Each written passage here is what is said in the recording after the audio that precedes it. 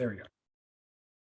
All right, I have linked in the chat the link to this presentation so that you can go there. And then on the first slide in the lower right-hand corner, you can see down there at the bottom is a link to the handout that when you click on that, it will open up a Word document that will force you to copy it so you can take notes on there. So my guess is you've probably experienced something along these lines. Let's see. Are you lonely? Do you work on your own or hate making decisions? Hold a meeting. You can see people, draw flow charts, feel important, and impress your colleagues, all on your organization's time and dime, I might add. Meetings, the practical alternative to work. Anybody experienced that before? You've got to, I think your little reaction emojis there, raise your hand or thumbs up or clap. Yeah, you ever experience meetings like that where you walk out and you go, okay, what just happened in there? So think about meetings you've been a part of and chat in. What thoughts or feelings come to mind about meetings? Good, positive, bad, the ugly, everything. Just chat in. What feelings or thoughts come to mind about meetings that you've been part of?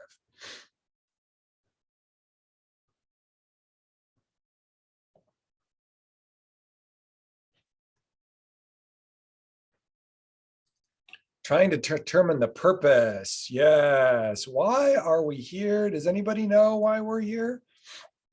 Thank you, Lisa. What other thoughts or feelings come to mind about meetings you've been in on? Some are great. Yes, yes, some are great, while others are so boring and could have been an email. Thank you, Angie.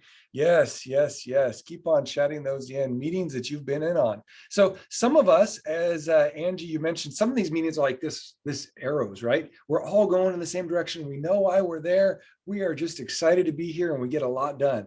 And then other meetings, as you saw from that image on that other page, really, seriously, why are we here? Could this have been handled in an email? So those are some different types of meetings. And like you, I've been in a few meetings over my career. I've been a teacher, a professional developer, a high school principal, a central office administrator, and now I'm a consultant. And through all that time, I've seen lots of meetings be really stellar and then some that are terrible. And in my experience, there's 4 keys to those, and I'm going to be sharing those with you.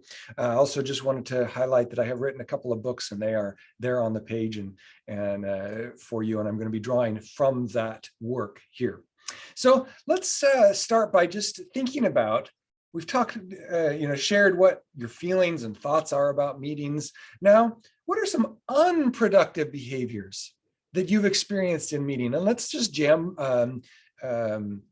brainstorm those. And so on the page there is this link to the Jamboard. So if you want to go to it directly, you can, or if you want to unmute yourself and shout out, what are unproductive behaviors you've seen? And I will record them on the Jamboard here for us. No agenda. Yes, let's get that recorded on here. No agenda. That's a fantastic unproductive behavior. What other unproductive behaviors have you seen at meetings? Someone trying to take over the agenda.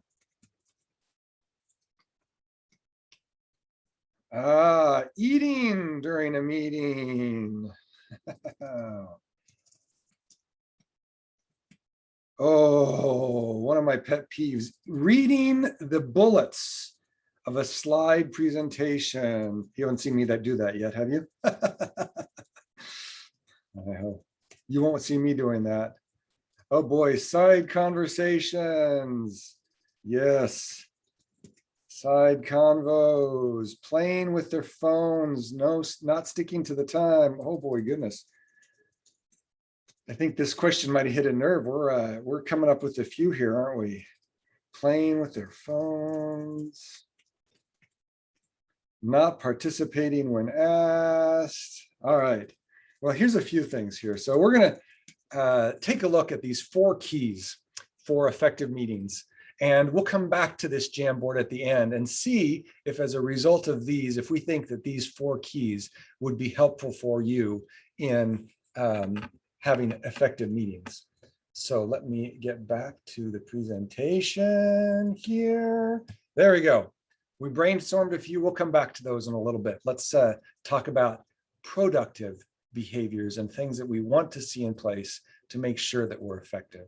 So here are the 3 outcomes for this 45-minute session. So first of all, you're going to be able to identify 4 practical techniques that I'm going to share with you to improve meetings. You'll also, as we do that, I'm going to share with you some tools to be able to implement those techniques. And then, of course, we always want to take this and put it into action. So plan for virtually how those next steps will actually play out in practice. Are we ready? All right, let's do this. Here's our agenda.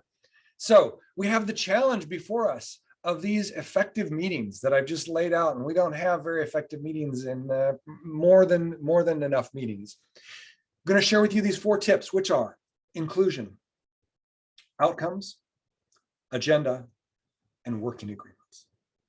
So those are the 4 tips. And then finally have an opportunity for you to pull together your thinking and next steps for yourself. So an inclusion. So an inclusion activity has these 3 purposes. It focuses our mental energy in the room. Now, why is that important? We're coming from all different places, right? Maybe the dog vomited on the carpet this morning before I left the house, or maybe I had a fight with my spouse, or my children are unhappy about something, or I'm coming from the classroom where one of the couple of kids were having issues, or I just got my test results back and they weren't as positive. I mean, we're coming from all over the place. We need to focus our mental energy right here, right now in this room. And an inclusion activity does that. The second purpose of an inclusion activity is to get everybody's voices in the room. We're adult learners. We're human beings first. And so we need to be able to know that it's a safe place for us to have our voices in the room. And so whether it's a 15-minute meeting or a several day long retreat, an inclusion activity to get our voices in the room. And then the third purpose of an inclusion activity is to build community as we start to connect with each other and with the content. Now, the difference between an inclusion activity and an icebreaker is an icebreaker has no connection to the content. About half the people in the room will be ticked off by icebreakers and the other half will love them because the icebreaker doesn't connect us to the content. So that's the difference between an inclusion activity and a content and an icebreaker. An inclusion activity, we want to connect with the content as well. So here are some potential inclusion activities. So friends, here's the agenda and the outcomes that we have for our meeting today. Which of these is most interesting for you today? Please turn to a partner and have that conversation. It's a very brief inclusion activity, just a couple of minutes. Everybody gets a chance to focus their mental energy because they're focused on the content, on the agenda and the outcomes. And they're getting their voice in the room and they're starting to connect with each other and the content. A very simple inclusion activity. Another potential inclusion activity. Since last we met, what do we need to be thinking about today? This opens up the agenda for some co-creation and, of course, building community with each other. A third, this has been very effective in groups that I've seen where, we're all coming, typically groups meet after a school day, right? We've had a full busy day, we're exhausted. We come into a meeting at 3:30 in the afternoon and we're expected to be productive for the next hour and it's rough. And so one very simple activity is everybody in the room briefly shares a struggle that they're having and then they share, I'm in. It's an opportunity to just kind of offload and relax and say, okay, that's been on my mind. Now it's off my mind. I'm here. I'm in, I'm here, I'm ready. You can make your slight revisions to that, but this general idea of being ready to be in the room. Or a grounding activity comes from more of the Native American traditions around being present and grounding ourselves in the space physically and emotionally. So we're ready to proceed. So these are a few different types of inclusion activities. Again, it goes back to these 3 purposes. Is it focusing our mental energy? Is it getting our voices in the room? And is it building community with each other as we connect with our content and with our work? So I'd like to invite you going to create some breakout rooms here. Invite you to go into that breakout room with a couple of colleagues. And in that breakout room, share with them either what's rolling around your head, what are you thinking about in terms of this inclusion activity, or think about what might an inclusion activity be that you want to do in an upcoming meeting. So I'll give you about 2 minutes to go into those rooms. Before I send you there, what questions might you have about the process here? All right. So of course you want to introduce yourself, where you're from, et cetera, and then share what are you thinking about this inclusion activity and what might be an inclusion activity you might want to do. Your breakout rooms should be open now.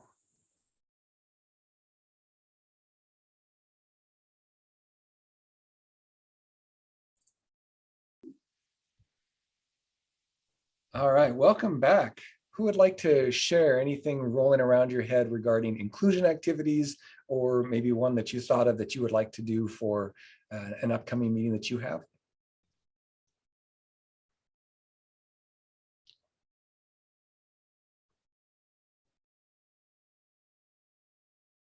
No one want to share right now? All right, no worries, no worries. So well, I can share what my team discussed briefly. please. So they're instructional coaches or facilitators, and I'm a classroom teacher. So, we see two perspectives of the same sword, right?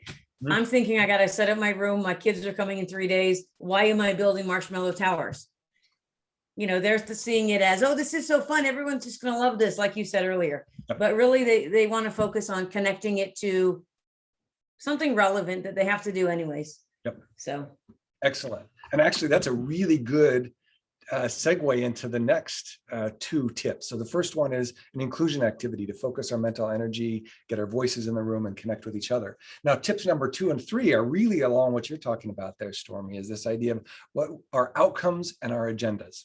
So with any meeting that anybody has, there are 3 things that are the absolute most important things for anybody to have in a meeting. The first thing, the most important of any meeting, is to be sure to have clear outcomes. People want to know why they're there. The second most important thing for any meeting is to have clear outcomes. People want to know how they will contribute to the progress moving forward of this meeting. And the third key thing about any meeting, you guessed it, it's having clear outcomes. Can you tell I can't emphasize this enough? Having clear outcomes. If we don't have clear outcomes, anything else that we do is going to be for naught. Having clear outcomes is critical. And related to having clear outcomes is the need to have, before I go into that, there's 4 types of outcomes. So let's just talk through these 4 types of outcomes very briefly. So the first type of outcome, as you can see here expressed in the image of this person with a book, is we're going to learn. So we're coming together to learn.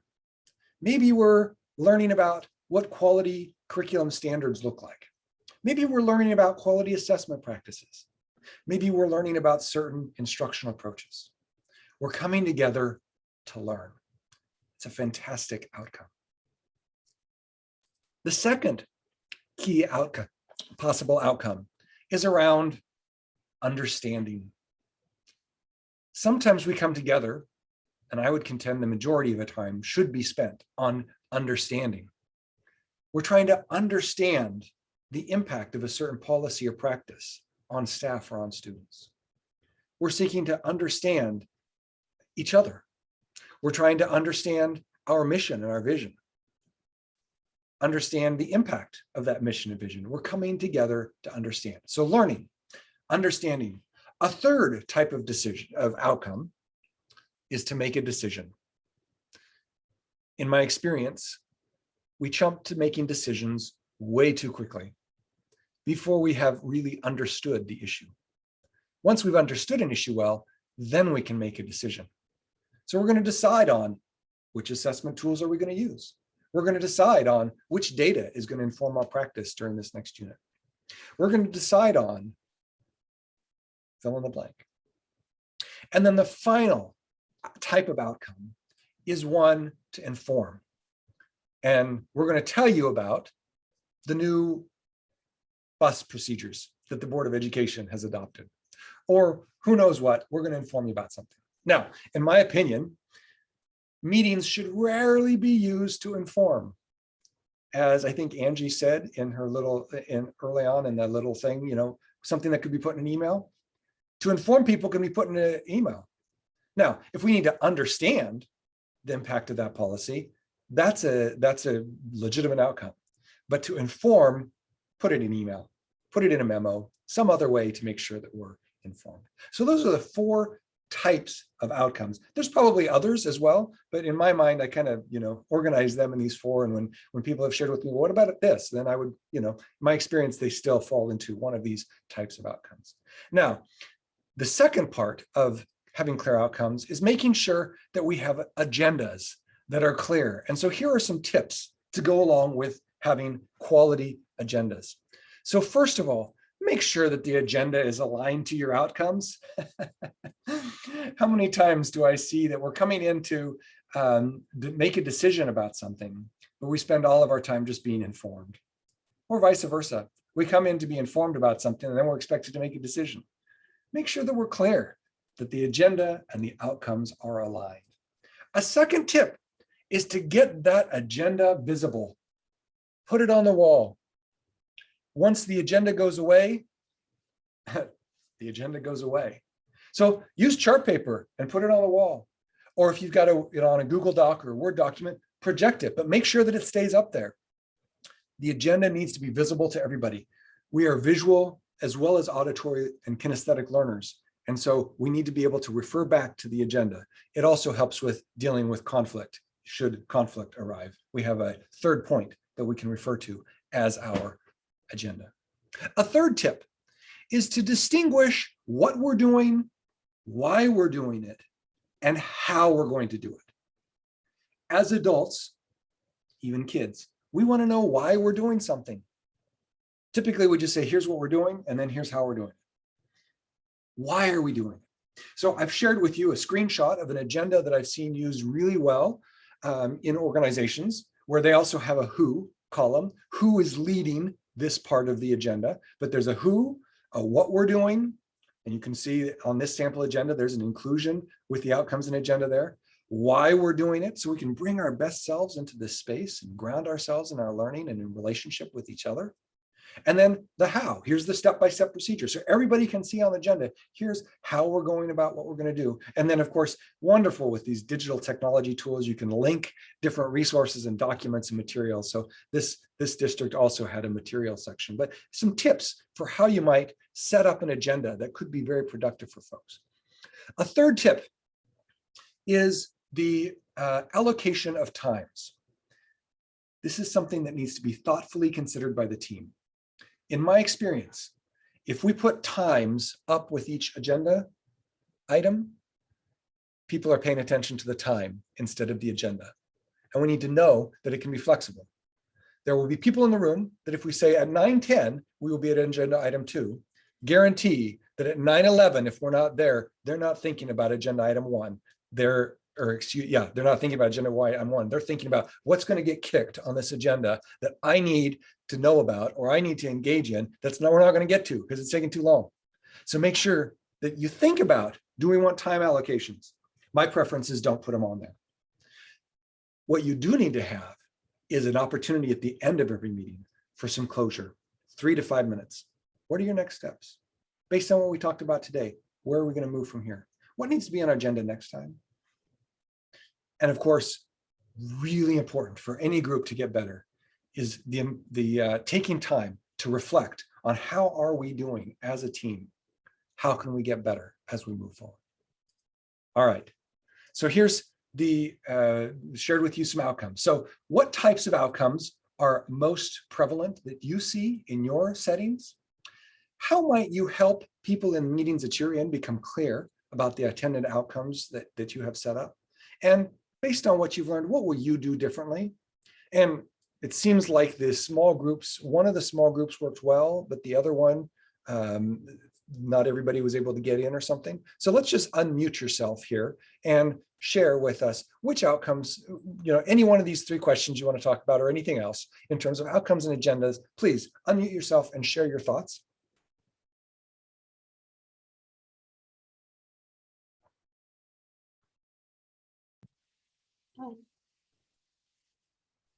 I think, Chad, Yes. I think an idea that I took away that I really like is when you showed us the agenda with not just the what, why, and how, but also with the who. I think it's really important to know who's responsible for what.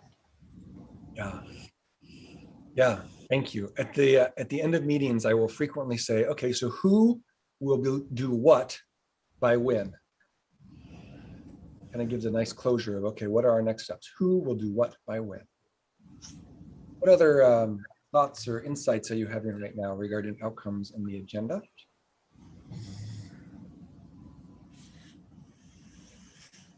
I really liked the template that you showed for the agenda, where it was very like, instead of just that Word document where it's just like 1, 2, 3, 4, it doesn't state the purpose, it doesn't state how long, it doesn't state who's going to be presenting it. I really liked the whole symmetry of it. It keeps everybody on track.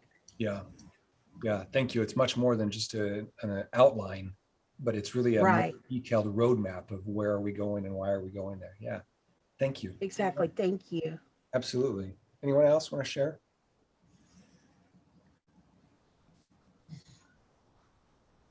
All right. Fourth big idea, practical strategy for increasing productivity of working groups is working agreements. Sometimes these are called norms. And the idea of norms comes from, I always think of Cheers, the television show from the 80s and 90s. And there was a character on the show named Norm. And one of the things I learned recently is that he was named Norm purposely, that was his name. The writer of the show named him Norm because he wanted him to embody just a normal, common, everyday person. And you'll notice that Norm is a calm, relaxed guy who listens well, who's thoughtful, cracks some appropriate jokes here and there, maybe not so appropriate jokes periodically, but he's the norm.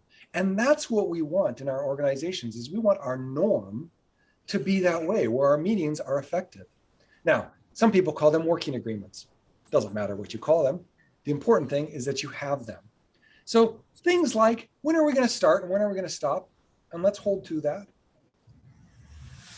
Do we need to prepare for our meetings to make sure that we've got things in hand?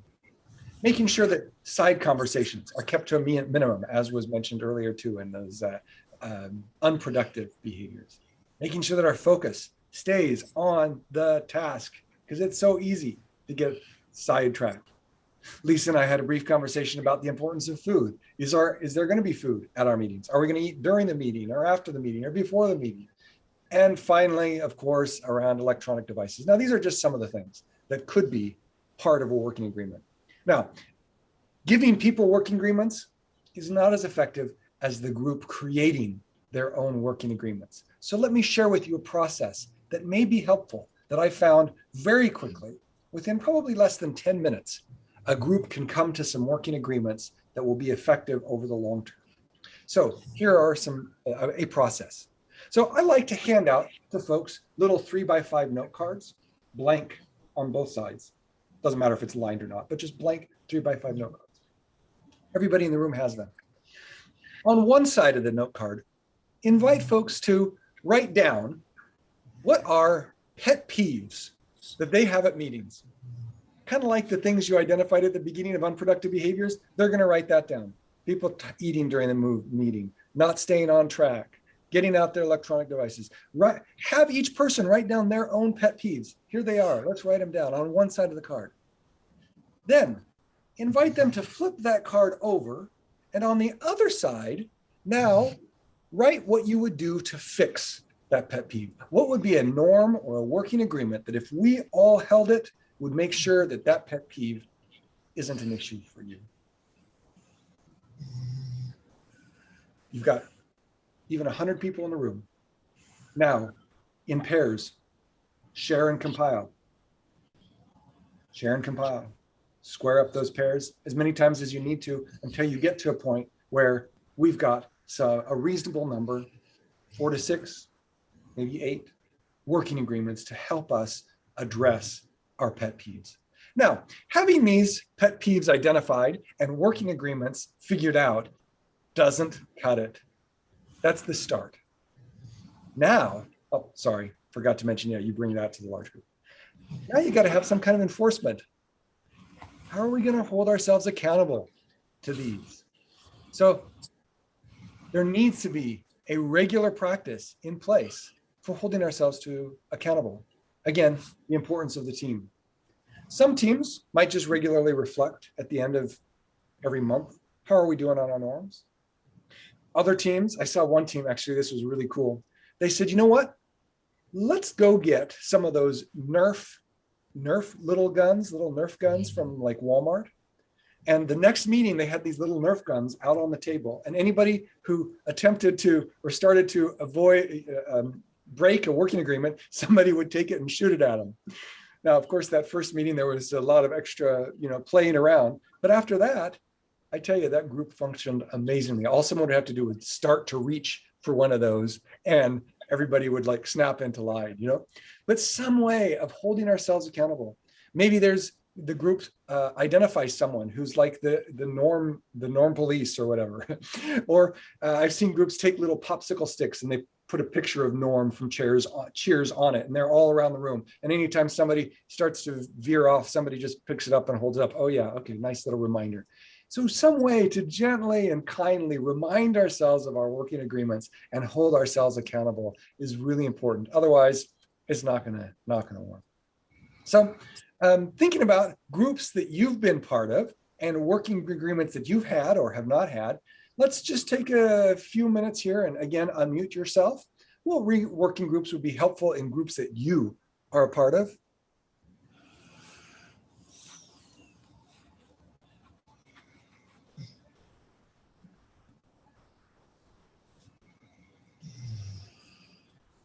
It is helpful if you say them out loud. Okay, I'll say some out loud. I think it's helpful when we have, even though if it's just like peer colleagues, if we have defined roles, rather than everybody's going to do everything. Well, one person does it all, right? So if we have clear defined roles that, it's agreed upon, I think that's very helpful in group work. Yes. Excellent. Clarity of roles is really important. And typically there's 3 or 4 roles that are really important. A facilitator is typically fairly important. Could be a presenter, depending on what the topic is, if we're looking at student performance data or analyzing a lesson or an assessment or something, so there could be a presenter. A recorder is pretty important. Sometimes there might be a timekeeper or a working agreement norm person. So those are a few different roles that might be important. Thank you. Other working agreements or hints that anyone would like to share about this?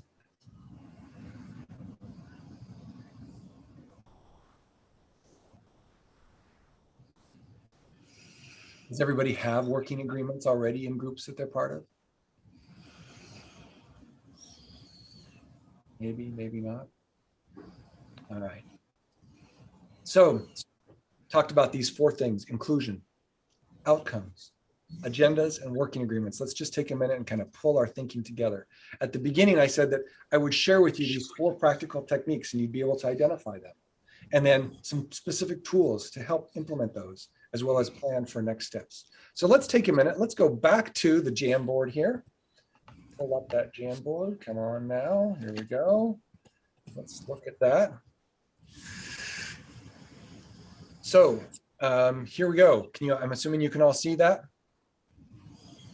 All right. So looking at the Jamboard, these 4 techniques, which ones of these, let's see which ones of these would not be fixed by these 4 tips that I shared with you.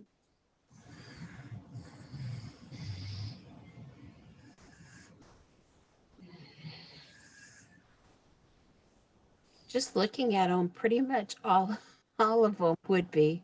Yeah, yeah. Maybe the reading bullet points of a slide presentation may that maybe is a bigger issue than Yeah. than Yes. but yeah, all of these. Anybody see any that you think that no, Chad, I don't think any of these would be helpful.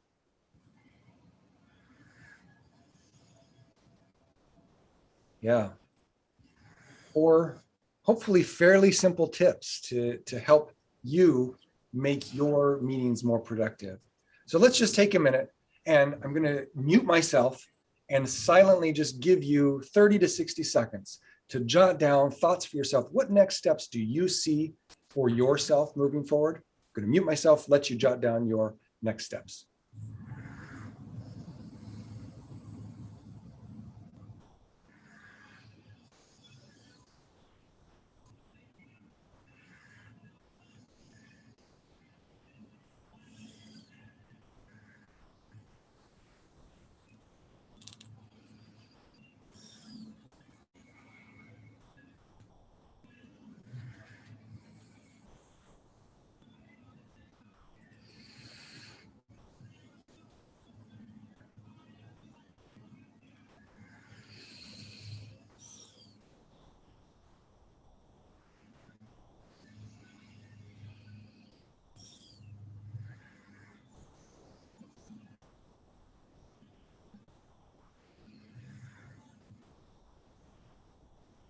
As you know, we learn best from each other. So who would like to share with the rest of us the next one or two next steps that you identified for yourself that might spur somebody else's thinking? Who would like to share?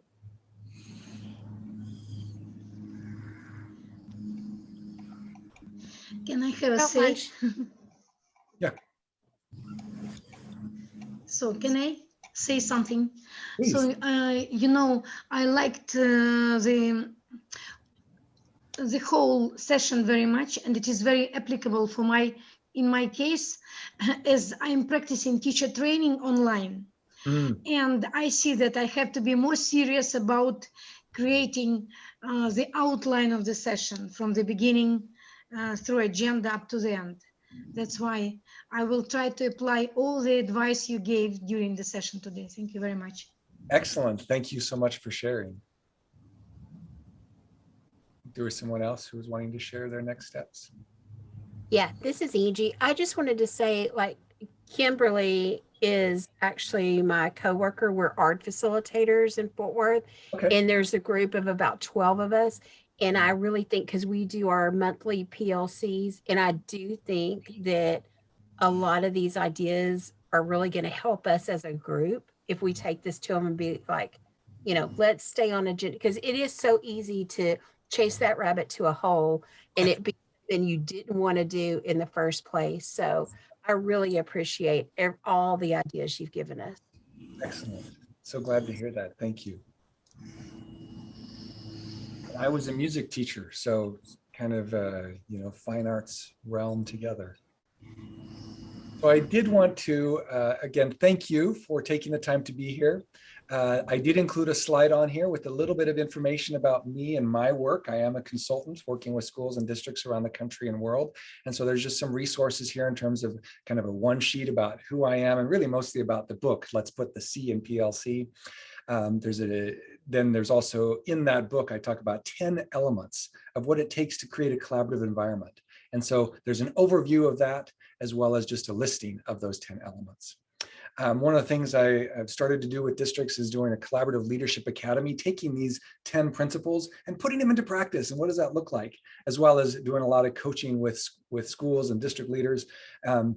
Everything that I do is fully customized. So these are just some things, you know, that may be helpful for you to at least get the juices thinking if there's something that may be of assistance to you. And in September, I will be running a collaborative leadership mini course that will be a series of 3 1.5-hour sessions. So thank you for me. Please do reach out, connect on Twitter at Chad Dumas. My email and website is also listed there. I've really appreciated the opportunity to get to know you briefly and to learn with you and from you. And please do reach out. Let me know how it's going and how I might serve you.